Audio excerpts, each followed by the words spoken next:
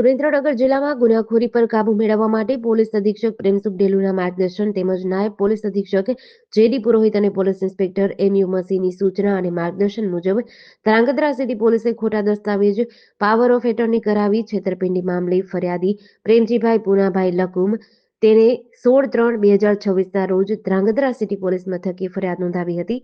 ફરિયાદી મુજબ આરોપીઓએ ભેગા મળી કાવતરું રચી ફરિયાદી પાસેથી અંગ્રેજીમાં પાવર ઓફ એટર્ની તૈયાર કરાવી તેમાં ખોટી સહીઓ કરી અને ખોટા વાઉચર બનાવી રૂપિયા 11,15,000 ચૂકવ્યા હોવા બતાવી દસ્તાવેજોમાં જોડાણ કર્યું હતું.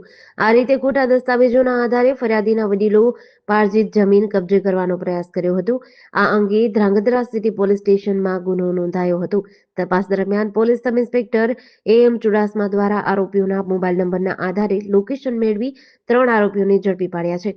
પોલીસે સંજય ઉર્ફે બિલ્લો મન્ના સરૈયા તેમજ ચંદ્રેશ ગોપાલભાઈ ગોલત્રા, સુરેશભાઈ ઉર્ફે કાઠી નાનુભાઈ રાતડિયા તમામને દબોચી લીધા હતા અને આ મામલે વધુ તપાસ હાથ ધરી હતી. જીડીસી ન્યૂઝ સાથે દિનેશ ગાંભવા સાથે ઋતુલ કુમાર ધામેચા, ધ્રાંગધ્રા.